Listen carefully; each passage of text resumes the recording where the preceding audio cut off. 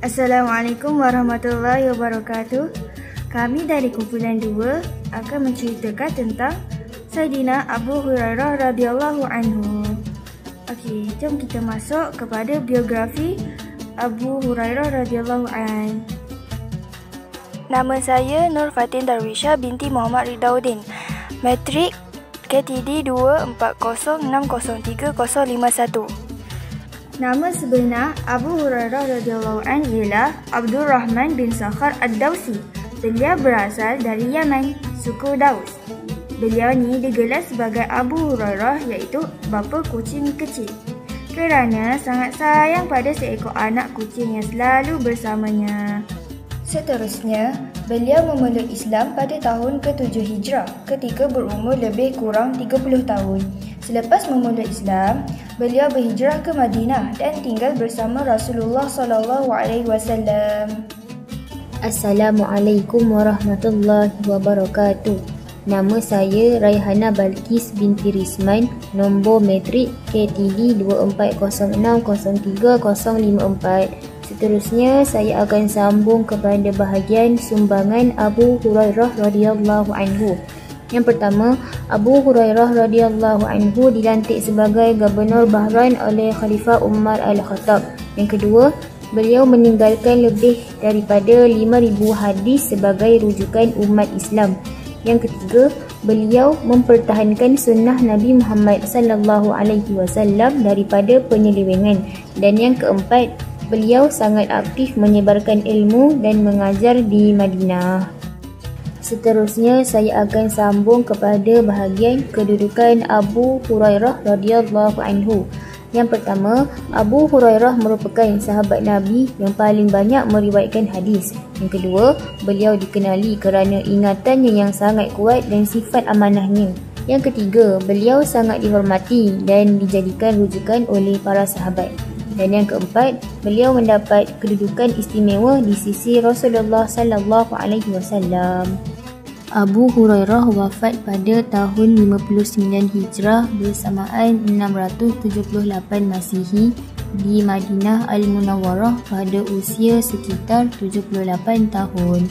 Beliau dikebumikan di perkuburan Baqi', iaitu kawasan perkuburan yang terkenal di Madinah.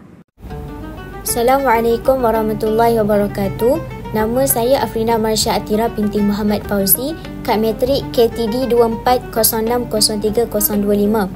Saya akan menerangkan tentang kehidupan Abu Hurairah radhiyallahu anhu setelah berpindah di Madinah.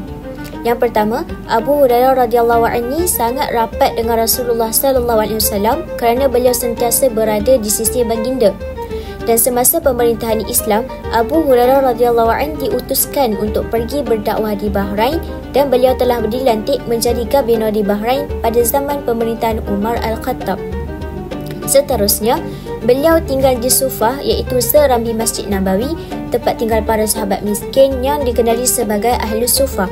Kesempatan ini membuatnya dapat menghafal dan meriwayatkan banyak hadis. Seterusnya, peranan dan keutamaan. Abu Hurairah radhiyallahu anhu adalah sahabat yang meriwayatkan hadis paling banyak, lebih daripada 5,000 hadis.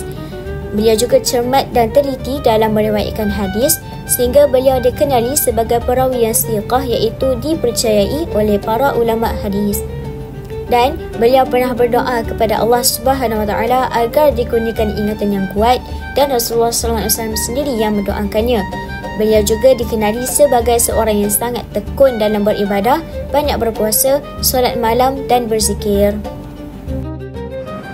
Nama saya Nurhanis Nadirah binti Abdul Razak, nombor kad matrik KTD 2406030030.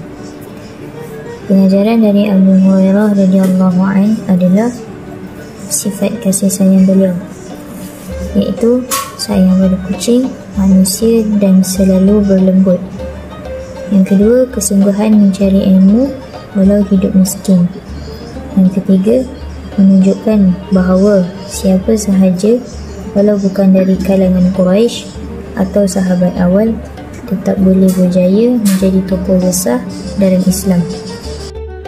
Seterusnya adalah hadis daripada Abu Hurairah radhiyallahu anhu yang berbunyi, "An Abi Hurairah wa an Abi Shuraihin al-Khudai radhiyallahu anhuma anna Rasulullah sallallahu alaihi wasallam qala, man kana yu'minu billahi wal yawmil akhir falyuhsin ila jari, wa man kana yu'minu billahi wal yawmil akhir falyukrim dhayfahu, wa man kana yu'minu billahi wal yawmil akhir falyakul khairan aw liyasmut."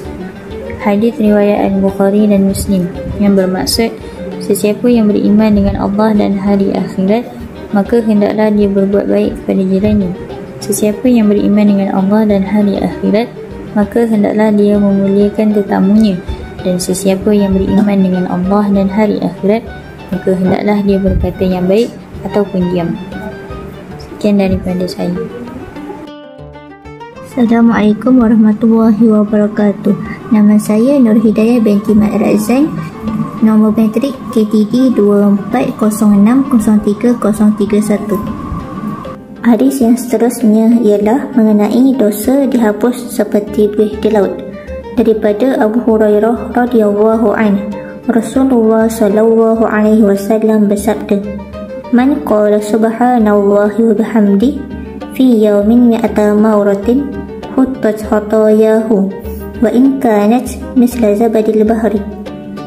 Maksudnya, sesiapa yang membaca subhanallahi wa bihamdi 100 kali dalam sehari, maka akan dihapuskan dosa kecilnya walaupun dosanya sebanyak buih di lautan. Riwayat Al-Bukhari.